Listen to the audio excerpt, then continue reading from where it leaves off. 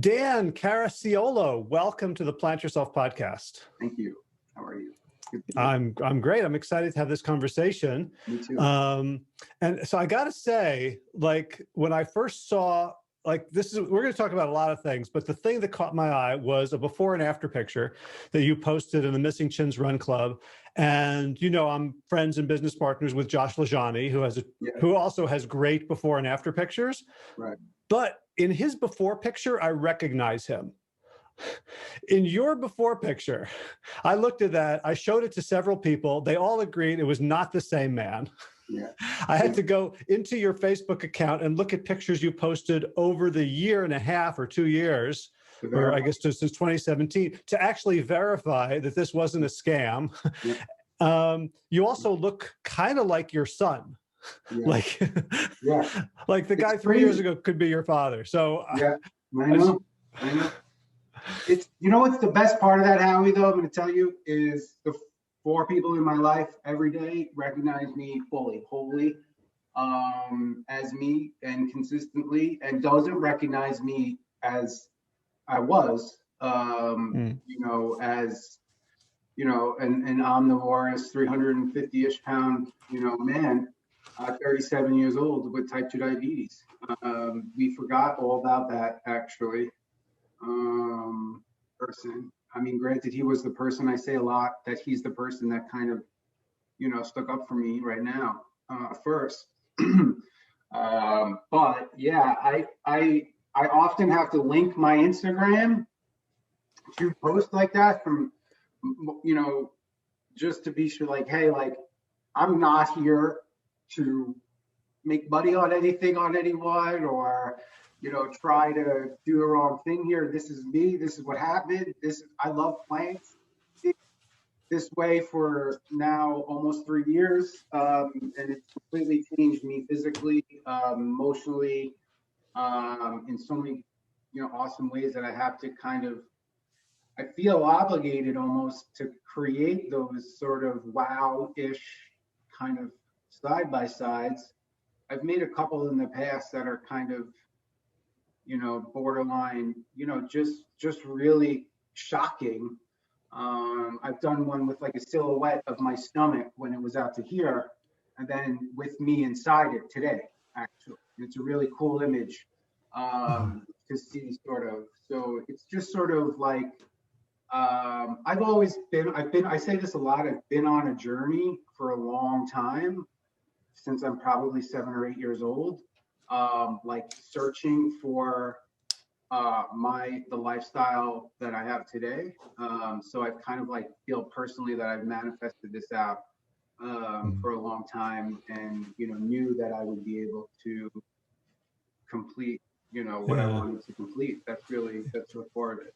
So, thank you, I appreciate it. You know, it is me for real. It is me, 100%. Yeah. Do you have any like identity documents that are still like the old you, like driver's license or passport or stuff that you have to show people? So I have my driver's license. Actually, I don't have it on me. Yeah, my driver's license. I have a chin that's out to here. It's from 2016. In New York State, we have it 8 years, so I'll have it for another 4 or so. And it is nobody says anything. You know, when it happens, like Costco, I just actually had it out. I'm the one that brings it up. I'm like, it is like I'm going to give it to you, but it is me. You know? But like, I talk about it so much sometimes that I try not to like bring it up. If, you know, consider it. Because there are people too in my life who I haven't seen, you know, because of the virus now in a couple of months. And if I was only seeing them once or twice or 3 or 4 times, maybe a year, they haven't really seen me in a year or so, maybe physically, and then they see something like, you know, like me on Instagram or something, and they're like, I can't even, it doesn't even make sense. I know you, you know, so this is it. So yeah. So let's do a little bit of the before. Sure. So at the point at which you couldn't take it anymore, you decided to change. Like you mentioned, you were like 360 pounds, but what type, you had diabetes, like what else, like how would you describe that person who made that brave decision and took that first step? I would describe him as someone who was really a reader and just like open to just anyone who had some ideas. I tried a lot of different diets, if you will, and had structure, like with Weight Watchers and with some coaches and stuff like that, and it just didn't make sense to me, like as a human then. I don't know, like it just was more like band-aid kind of work. And so he was constantly looking for and searching and learning. I'd say I'm still an habitual learner today, so kind of redefining it. I just enrolled in Cornell University's plant-based nutrition program. So, gotcha. So when you think about that person, like what was he doing wrong? Was it he didn't know what to eat, or he was eating away emotions, or like? Well, I mean, stress? I think like white breast chicken was like everything that I ever went to first. Without like grilled chicken was like a de facto diet, and so it was always involved in like the same kind of like mindset, like lean proteins, meat proteins, stay away from sugary drinks, keep your carbs low, like everything. So it wasn't, when I started to like, over the years, actually, and because of some of the like even Black Lives Matter stuff, where I'm starting to read about my biases, my own personal biases that I've learned, and I start to apply that to food, and I start to say to myself, Neil Bernard had something that I read and watched once, that diet is really passed down, not necessarily like the fact that families have heart disease or are habitually diabetic. And that really resonated with me in a bias moment, for where I was like, wait a minute, I've been taught all this stuff, I'm believing it 100% wholeheartedly, and yet I am not being a human in it and just researching it myself and defining it for me. So I think I got to that moment at the same time when my hands were numb and I couldn't type. I type a bunch of times. I work for a bank, so I'm on a computer a lot. So I was typing and my tips and my fingers went numb. And I was like, I have to type every day. I can't not type. Mm-hmm. And that was really like, I was like kind of like pushing through my fingers to like get some sort of feeling back. And a colleague of mine noticed it and was just like, are you okay? Like he took me aside. He was like, let's go outside and talk to me. And I was just like, Nick, like I'm type 2 diabetic. I'm not taking my medication. Like everything I'm doing wrong still. And, my hands are, like, what do I do? So it was that sort of defining moment for me. And this was after the first time I was diagnosed with type 2. I started medication 6, maybe 8 weeks prior to this little event. And it was really just me, Google search. My mom had started kind of like this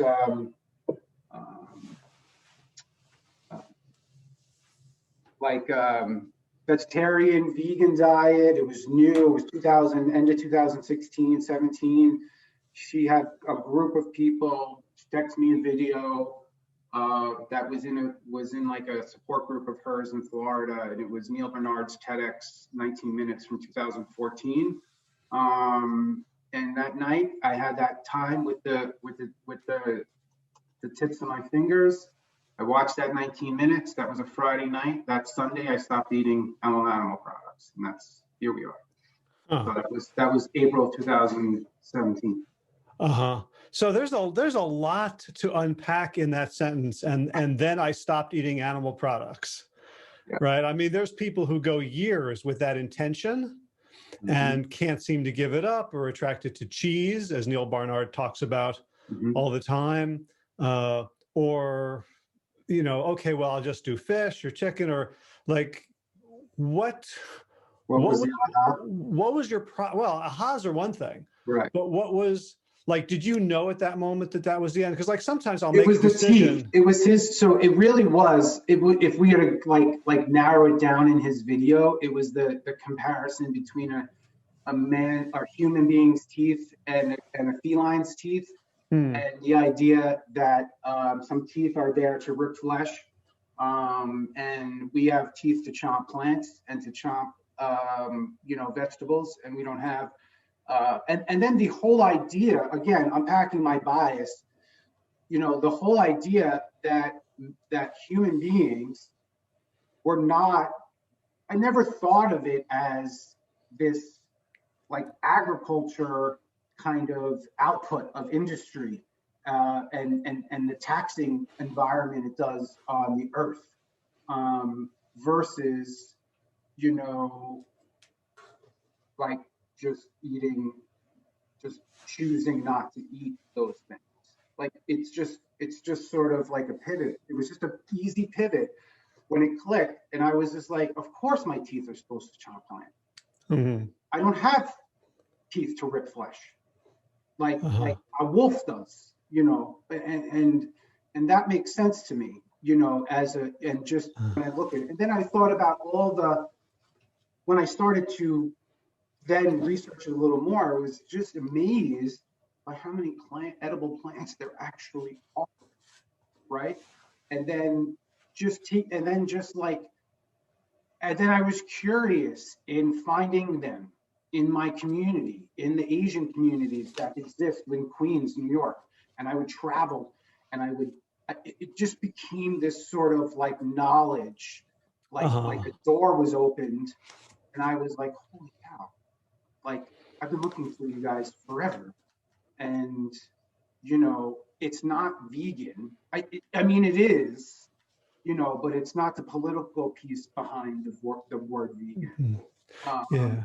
What it, it sounds like, you know, because I work with a lot of people who struggle to change.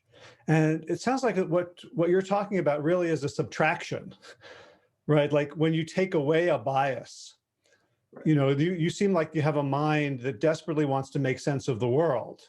yeah, And so when it was fed information about chicken breast as, you know, a good weight loss food, it kept running a faulty program because of faulty inputs. absolutely. I mean, that's, you know, that's so powerful, I think, to be able to first of all recognize that we have biases, right? And that the way we see the world is not the world, but it's our filter. Right. And so to be able to kind of, you know, change the, I'm trying to make the the lens motion, Well, to focus not on the world, but to actually look at the lens and to mhm, say, oh, like once you remove that lens, it seems like the same you was now drawn towards a completely different dietary pattern. that's exactly right. Yeah, that's exactly how I look at it. And I feel sort of like what I was saying earlier before we started was, you know, I can't do it for anyone unless I do it for myself first and understand it and unpack it for me, and then get a little bit ahead of it for you or whoever, you know, is interested in this environment and learning about it, because I think what's happened in this year, you know, has really solidified it for me, you know, considering where the disease came from, you know, the origin, an animal, you know, and these sort of things just make me feel the more I do things personally for me and define myself, I can help others hopefully, you know, define themselves too.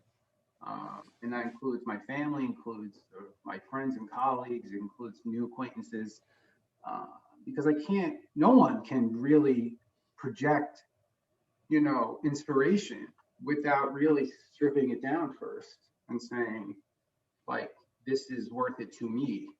If it's worth it to you, it's a path, but it It's not going to be you because you're you. Like, it's very, like, I've had a lot of like mental health components that I've learned over the last 12 months, maybe 15 months too, that I started to map over to why I'm doing this in food and with my diet, and subsequently, on social media. So let's talk about mental health. Sure. What's the connection? What have you discovered? What has your own journey been? What have you learned? Well, you said in the beginning that I have one of those transformations that where people don't recognize them. Well, or that you don't recognize myself, right? So could you imagine what it's like to be me then, and see myself consistently in the mirror today and say, wow, you really, really are the 1%.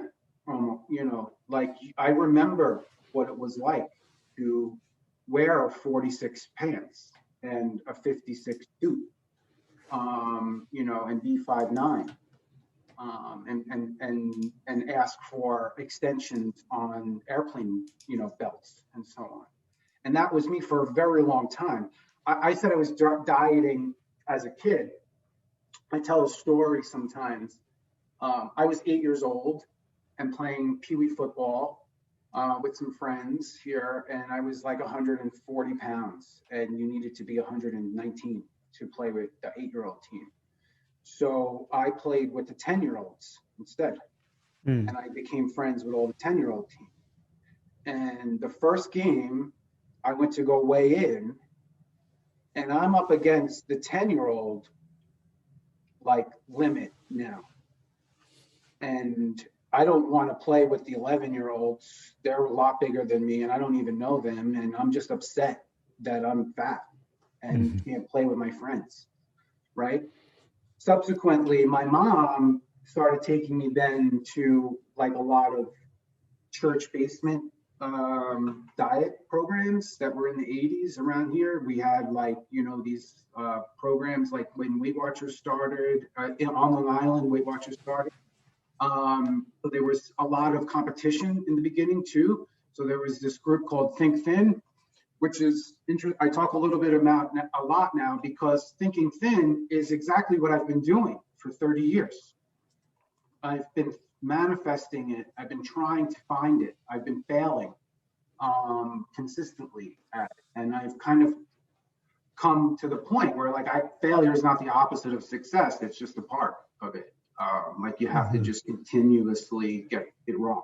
So what did they teach in Think Thin and these other programs? Like what did you internalize that was useful and then that got in your way? I have to tell you, the Facebook groups are the church basements of yesteryear. So I think that I think a camaraderie exists.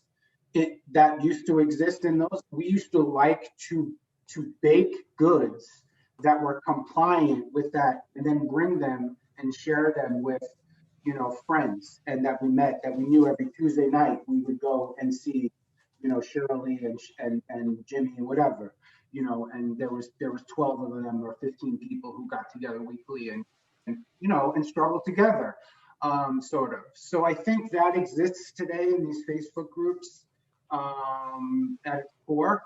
I think a lot of people, for me, it's just amazing that there's just so many people who need help.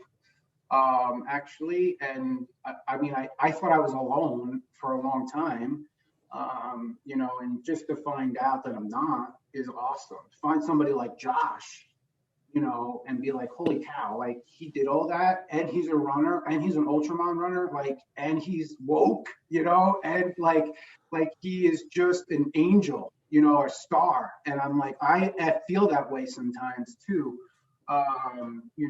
So those are the things that I think I learned back then, was to have a community, be grateful in it. I want to push that point a little bit, because I've seen Facebook groups and I've seen Facebook groups. Yeah. And I think, basically I see three types of active groups. The group where, like Missing Chins, where people are really sort of pushing each other, holding each other accountable. A lot of people get their feelings hurt and leave. Then there are groups where everything's okay. And no matter what, like, oh, I had donuts. Hey, that's cool. Take care of yourself. Start again tomorrow. So only 300 calories, right? Or something like that. Something. Right. You got this. Like totally useless. And then there's there's sort of groups that are in the middle. Well, the groups that are in the middle are usually the ones with all the people that are completely, like there's a couple of them that are just 3, 4, 500,000 people are in these groups, and I use those groups to push a plant-based lifestyle. That's it.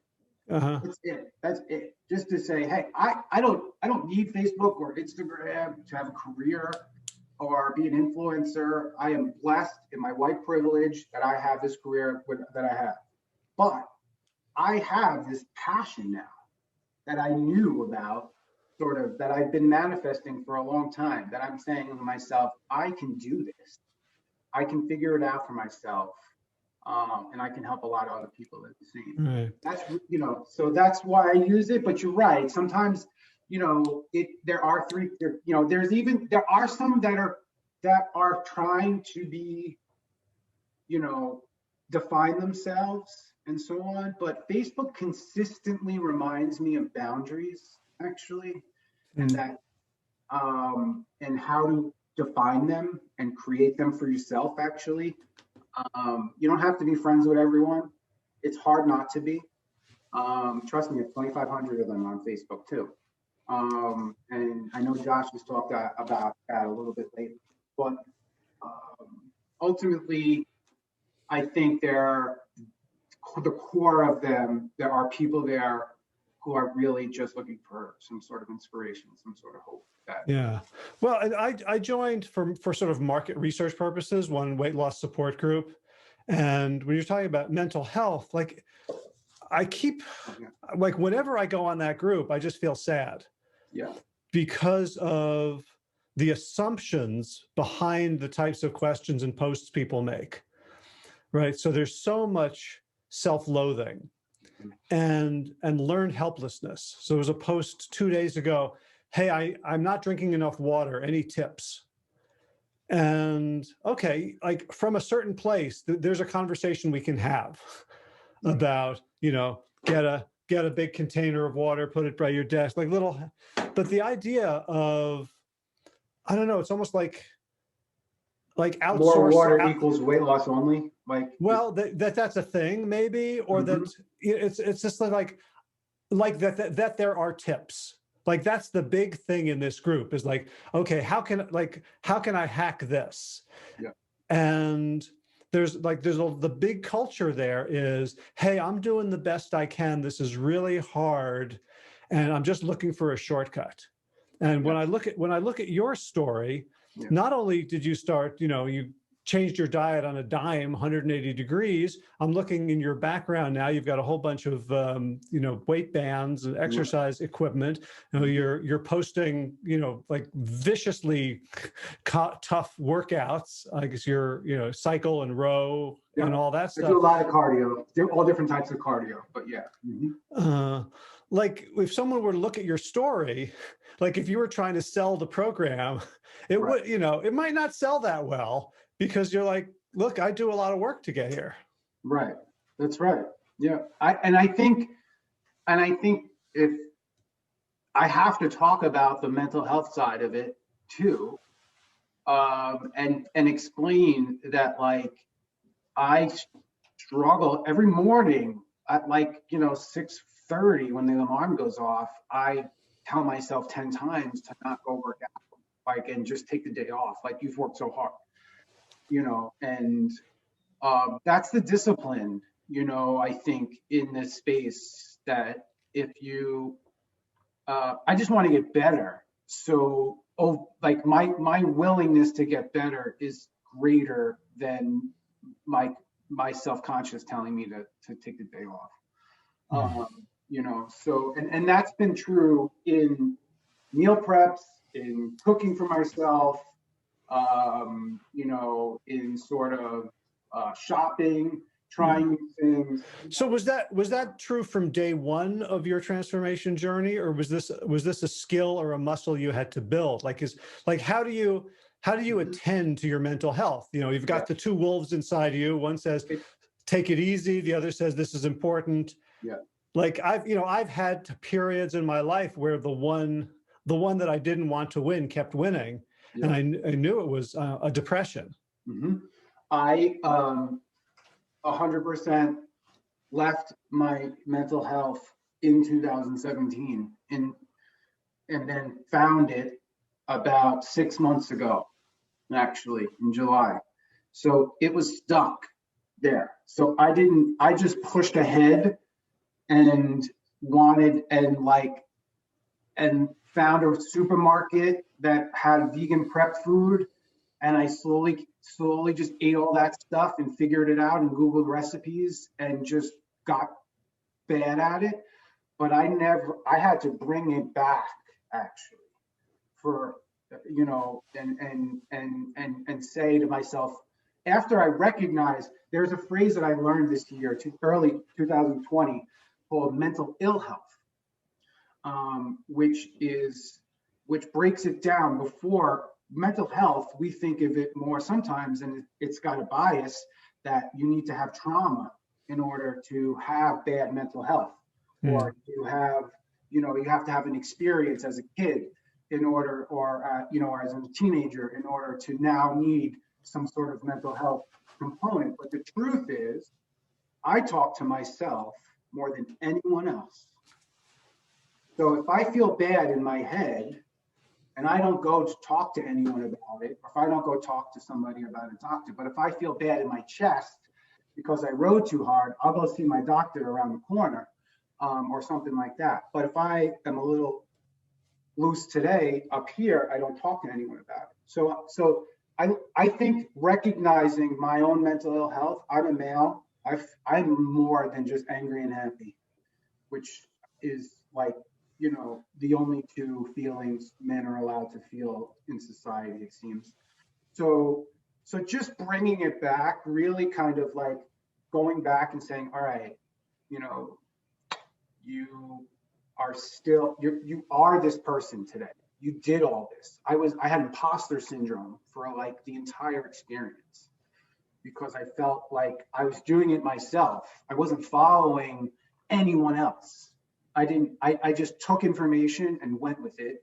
I didn't follow a program. I didn't, you know, call Neil Bernard and get his, you know, what to eat. I didn't do all the stuff that Eat to Live, you know, all those G bombs and stuff like that. I didn't follow anything. I just was like, I know what whole food is. I know how to cook it. I'm lucky, I'm blessed that I grew up in an Italian family that where we cooked with each other, and I was taught how to cook. So I was 37 years old and could follow a recipe from scratch. That is something that I definitely appreciate with my learned bias. But that was really it. I left my mental health alone, but now I've recognized that I shouldn't have, actually. And I was mean a lot during the process. Yeah. Can you describe for people like what were the mental health issues that were getting in your way? Like what wasn't right? Sure. So I would say, obviously recognizing myself, I'm still kind of working through that. That was probably the biggest thing. So sort of like mirror body dysmorphia? Totally. Like just 100%. Yeah. I went to Leadville to run the marathon with a bunch of chins. And at dinner, they were talking about, you know, stuff they guess that they don't talk about with anyone else. They were all like, yeah, walk past a store window and like there's a moment where I don't know who that person is. Yeah. I think too, like it was easy for my family to accept it. But I never thought of the impact my journey would have on them too. So if they're out in the street or out in the supermarket on their own, in their own space, people often come up to them and say stuff about me, unwarranted, unsolicited, which I obviously appreciate and they obviously appreciate too, but it does wear on them too. Yeah. You know, and so like that stuff hurt me a little, you know, too. That I, you know, I have to sort of like, you know, there's a balancing act there too. Everyone says it, everyone talks about it. I can't not talk about it personally all day long, even at work. I was a heavy male at the same job that I'm in today, and I have the same 30 clients that I have today. So they see me on Zooms now. They see me in my, you know, on LinkedIn, and so I'm always talking about it. That is, you know, part of my own mental health with it. You know, and I think too, like in the beginning, believe it or not, in 2017, we couldn't eat anywhere. I couldn't eat anywhere. I still struggle to eat because I eat vegan when I dine out, but I'm really restricted, you know, because I really don't consume too much oil at all. And everything vegan is out in the street is mostly oil based, or you know, or something. Right. So So I'm curious because, you know, we're talking about mental health, yeah. and for most of the people that I work with, eating is a way of punting mental health problems down the road. Mm-hmm.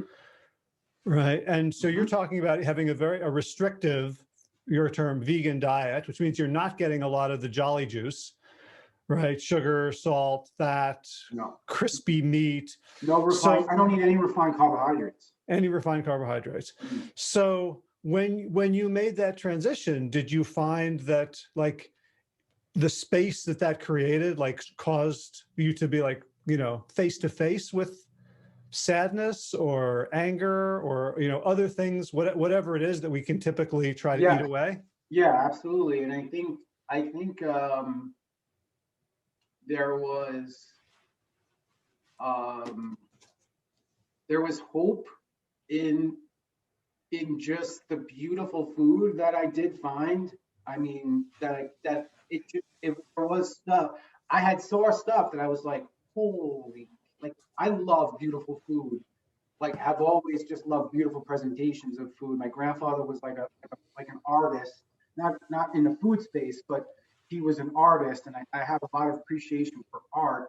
And food always had that like presentation for me. So when I thought about, you know, let's say bad foods that were, but more like mentally good or helpful or something, or, you know, I just saw that there were eventually, you know, an opportunity where I can indulge in something that was not an animal product, but would satisfy, you know, a particular want or an indulgement. Now, I didn't, I don't, first, I don't know what it is, Howie. I'm still maybe looking for it, but it just was that switch. And I was just like, I don't need it. I got so sick. I don't want to feel those tips on my fingertips anymore, ever again. Mhm. I was on medication at 37 years old on metformin on 1,000 milligrams, and I don't need to do that. There's no reason for me to be on metformin at 37 years old when I could just make better choices than what I put in my body. So that's really, you know, the journey that I was on. That I tried all that stuff. I tried the low fat, you know, Oreos bullshit. Sorry, I don't know if you, but you know, like all that stuff is just gimmick and not defining, you know, what is wrong with us and food. Right, right. And I'm curious about the relationship of the cardio, particularly in mental health, because when I started coaching with Josh, people would say, "Hey, I had a bad food week," and I would be asking them, "What'd you eat? What were you, you know?" And Josh would say, "Are you doing your walking? Are you doing your running?" And Absolutely. invariably, when people stopped exercising, they became sort of listless and sad and Mhm. unfocused and started eating badly again. So what's the relationship between your mental state and your physicality? So I attest. I have a rower right behind me. I row on a Concept 2 rowing machine. They're like the industry standard. They're made in Vermont, and they've been around since the 70s. I learned, I was on a journey again. I had not really ever worked out before, but I played football in high school and like, you know, I lifted a little bit in college, but I never was really taught anything. I started Orange Theory Fitness right after I went plant-based. And Orange Theory is like a group fitness organization. They have locations all over the world. And they got me really consistent in going. Just going. Right. Feeling And Orange Fitness is basically high intensity interval training. high intensity interval training, running, rowing, and you know, no bar movements like with an Olympic bar, but you know, kettlebells or you know, like lighter weights and dynamic movements in that. So Orange Theory, and then they were a different atmosphere from an exercise perspective, where I had to be somewhere at a certain time and take a class. It wasn't on my time. I had to be coached. So it was like a different experience for me ever before, where I had sort of like to follow something, right? And this is what we're doing for this hour, and you're going to be intense in it, and we're going to give you different levels, and you're just going to follow us. And they were social. I say all the time, I'm the top of the millennial. I'm like the elder millennial, Howie. I'm 40, right? Okay. So I was 15 when America Online came out. So I like that socialness. They have like a little socialness to it on social media, and people were in that community again, you know, excited for me. I was excited for them, and I would see them and interact with them and share, and they knew I was plant-based. So it was a nice atmosphere. I did a year of that, and I upgraded to where I learned about this machine, a local place, but a CrossFit influenced place. It's called Concept Fitness in Oceanside. Really, really great place, great coaches, really broke it down for me. And because of COVID, I bought this rower because I couldn't go to the gym. And it became a 45 to 75 minute daily mental solitude that I need to offset this brain of mine, that I need to offset my career and the intensity of it, you know, all the excitement of social media. I'm focused on this machine for an hour a day. I know my splits. I don't think about anything else. So do you listen to music or podcasts? I listen to some music. I do. I make some playlists during the week, you know, and so on. And I'll listen to some music. Sometimes I row in silence. I just rode a marathon on Christmas Eve, I did it in 3 hours and 15 minutes. And I watched a couple of movies the first time. You know, so, but it was just, and then I've loved it so much that because I post about it, people are interested in it and asking me for advice about it and so on. So I just felt like, you know what, I'm going to get better at it and try to, hey, just refine my craft. So. Can you coach me on rowing for a minute? Sure. Because I got a water rower. Okay. Which I love for two reasons. First of all, it stacks up really nicely and it's just beautiful. Yeah. What I don't love about it is the interface. I don't think it has nearly the same sort of stats and connectivity as Concept 2. That's what you pay for, this little thing right here. Yeah. Computer. Yeah. But I find like I can do 10 minutes and then I'm either really sore or bored. And like I have trouble getting, like, what am I thinking about sort of metabolically heart rate if I want to go for half an hour or an hour? So let me ask you one question. Do you feel it in your chest and your back, or do you feel it in your legs? I'll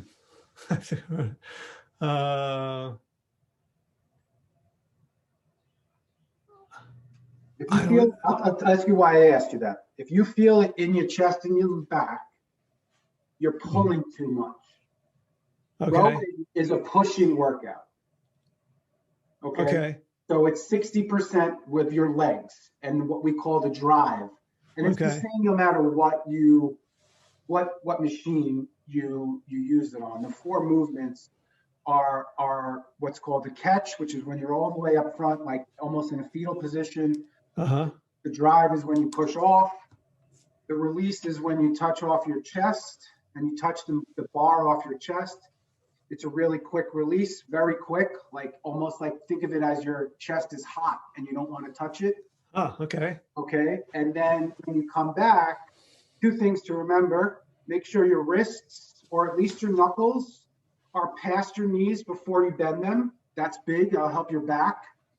Because if you think about it, if you're sitting and your knees are, if you bend your knees before your wrists, you're already starting this sort of like arching your back.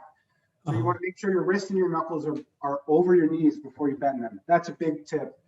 The last thing too, which I'm really starting to work on the most, is relaxing in the recovery.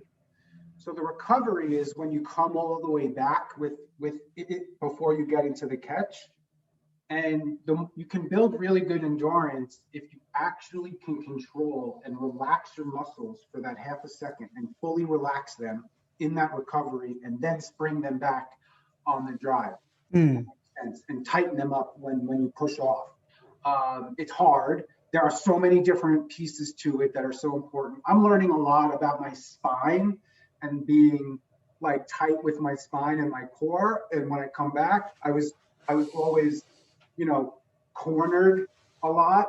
It's taught me a lot about so that's subsequently helped me with squats. Actually, because my core is straight, my belly button's tight. I know I can feel my spine straight. I don't know if these things are because I went plant-based or anything like that. I just know that I can recognize these things today because I don't have this weight on me anymore. And I found something that I'm passionate about and that I really enjoy. That's great. That's great. Does that help? Yeah. Because I'm just curious, because it seems like people who row can get like a really intense workout pretty quickly. Yeah. And I find I don't. I think I must be doing something wrong where I'm fatiguing or straining certain muscles, and like my body is blowing a fuse before I hurt myself. Videoing it helps, actually. And then there are a couple of YouTube series. One's called Dark Horse Rowing. That has a good like beginners, kind of standard videos on YouTube. They have a pretty big following, and he's put out some really nice videos on the basics. Cool.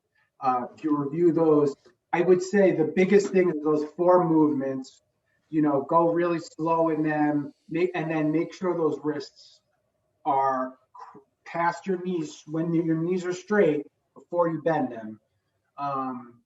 We could do another podcast on a rowing kind of side by side, but I love it, and it's not for everyone, right? So it's okay to try it and fail, and then it turned me into a triathlete actually. So I was running a lot. But more like 5K and a couple of 10Ks and a couple of 5 miles. And I really was like, I can't run that long. I have like this fear of running as like an overweight like football player, so still. So, but your boy in New Orleans is a minimal inspiration on that. I found that once I get past the 2.5 mile mark, I feel really good and can go 10, 15 miles now, which is a really nice feeling. I'll stick around 10, 15, from a pacing standpoint. And I really can jog at all. I really don't run hard, like fast time trial miles or anything like that. But I just started to think, in the fitness space, what seems impossible? Like if you saw that picture of me with my kids from 2006, that was first day of school, 2017. That picture on the left. If I say to myself, that guy can run an Ironman, that's insane. what I look like now is not even insane until when I complete them, like, that when I cross that Ironman and I do that side. So I've been like on this path of like what is almost impossible to me then, and then how can I work my way to get it to be possible? Uh-huh. Well, that's another really useful perspective, is that, if you look at it as a single chunk, it's impossible. When you break it down into deliverables and timelines, it's practically inevitable. You mentioned before we started recording that you learned a lot from your business life that you applied. Let's finish the podcast by talking about that, because so many people, this is so common, that people come to me and they're bewildered and confused and have terrible mindsets and terrible habits. And then I ask them, is that how you think in business? And they go, no, of course not. No. I work for a global bank and have for about 10 years. And we plan all the time. We have planning events annually, quarterly, monthly, weekly. I don't have them daily, thankfully. But I created my own daily stuff, actually. We have a lot of time management, like resources, I guess, that I've kind of gone through. If you're a calendar person, and like on your phone, one of the greatest things I think of, if you ever know that I'm not sure, there's like a video out there where some guy puts big rocks into a jar, and then he puts smaller rocks into a jar, and then he puts smaller rocks, pebbles into a jar, and then he puts sand, and then he puts water. It's all about.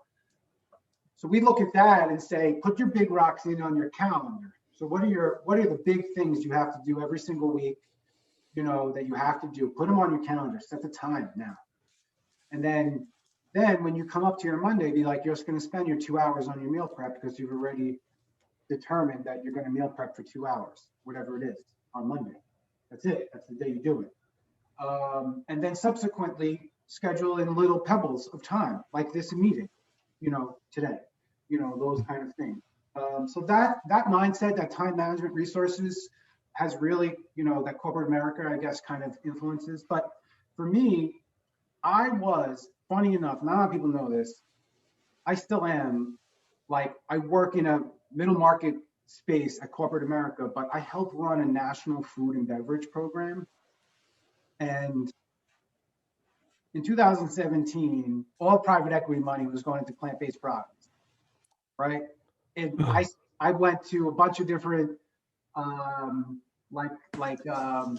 events where they had vendors, like Expo West, Expo East, Expo West, Fancy Food. You've ever heard of Fancy Food? In New York City, Jacob Javits Center. There's one in Boston too. There's a big seafood special. So this was right as I'm starting the plant-based lifestyle, and I'm also soliciting business in the food and beverage vertical for our bank. And I just saw the growth in these companies and a little bit. And I was just like, wow. I was like, I didn't even know who they were. And they've already gotten $15 million from some angel investor or something like that, and they exist in Asheville, North Carolina, and they have 14 people that work for them and nobody knows them. But they're here right now trying to promote themselves as plant-based, and I am plant-based. I didn't tell many people even that. I just kind of observed it. And I was like, I think I'm on the right path here then, actually. I was like, that's sort of, and so between the time management stuff and just the fact that I'm in the space and I work with corporates, that are in the food and beverage vertical, it was just a sort of a little bit of a reckoning or so on, that for me, where I was able to kind of like, holy cow, I've always meant to be here, actually. So that's my story, man. So I hope it's good, and people can understand that, like, it's okay. I'm one of those herbivores because I think there's a lot of definition in what we are today. but I'm one of those herbivores that just want people to find themselves in this plant-based lifestyle. And if you just want to eliminate eggs, that's fine with me. Like, I'm not going to be upset at anyone. I don't understand why there's so much angst in the vegan community, as it relates to compassion for animals versus compassion over individual choice. So that's really it for me.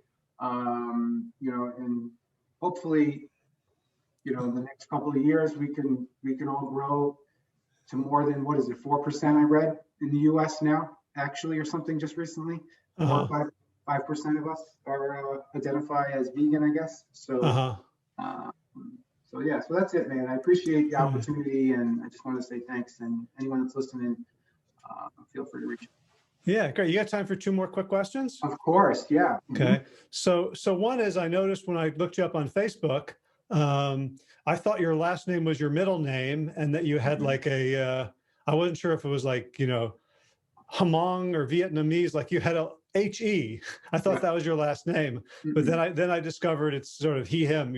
And you talk about why you include your pronouns in your social media. Can you? Sure. So absolutely. There's 3 reasons.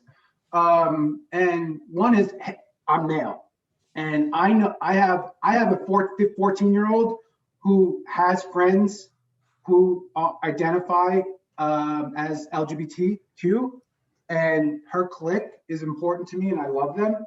And if I also volunteer with a foundation called the Ryan Bartel Foundation through work virtually, which is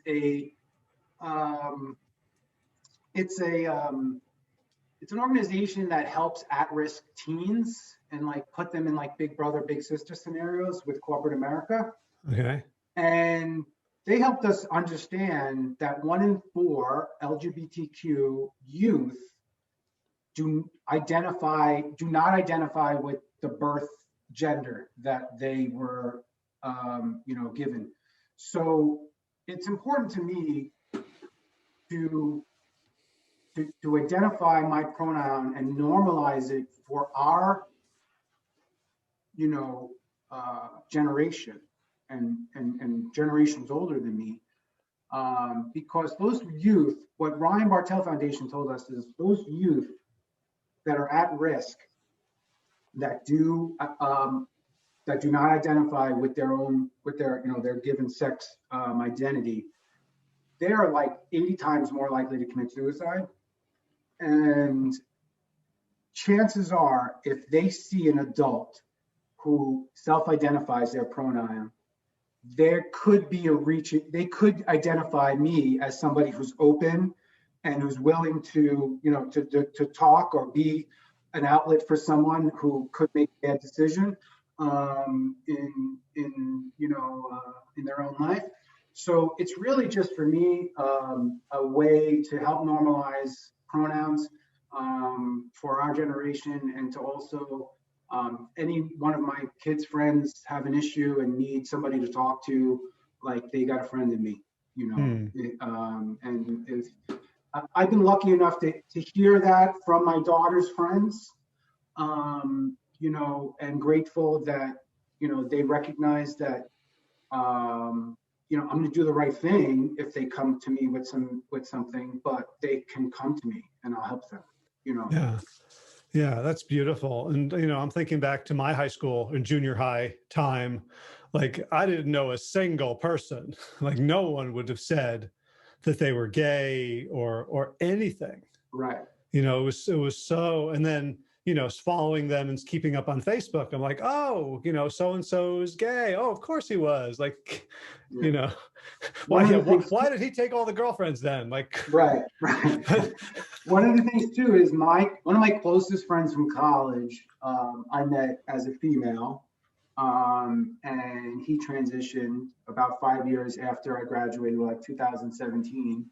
And he's been my best male friend for the last, 14 years. And trust me when I tell you, if I introduced you to him as brand new, there's no way you would have known. You know what I mean? Mm-hmm. And it's, he's been able, his you know, story is his story, and he's been living a beautiful life. And you know, it's just a, and well, trust me, I get a lot of shit for it. Actually, there are a lot of people who don't understand it, and I think again comes back to unpacking those biases. Um, you know, and thinking about exactly why you're upset about that, and not taking, you know, things into consideration. I'm 40. I had no support in anything like that as a kid, you know, or even thinking of that like in schools. I'm in the same boat where I didn't know anyone that was gay until college. You know, in 1999 or 98 when I started college, is when I first met my first, like, you know, I was like, I'm friends with a gay person. Like, oh my gosh, you know, like it's like it was a big deal. But the kids today have a really strong network in the schools. You know, so, you know, it's a couple of things, you know, obviously it's a couple of different things. And, you know, hopefully it helps people. And I've gotten a lot of people to say, hey, thank you, actually, especially on Facebook, because I'm like probably the only one that figured out a way to just throw it into my name, too. And it upset some people, some friends of mine, you know, or acquaintances that I've had. But I'm me, so you could, you know what that means. So Yeah. that's it. All right. You got a second question? Yeah. I like to ask my guests what they're listening to musically, that's other people that they like, that other people might not know about. I am hooked on Glass Animals right now. Glass Animals. Okay. Is there a particular song I should put in the show notes? Well, you should just listen to the Dreamland album. Yeah, it's the newer album. Actually, their first album is called, interestingly enough, How to Be a Human Being, that I listened to, and that's an excellent album too. But I listened to, so that's a new band that my daughter turned me on to. They're from the UK. They're excellent. Very like eclectic alternative with like a hip hopness to it, but not rap to it, but more, but a band. Very cool stuff. And then I'm a Wu-Tang fan.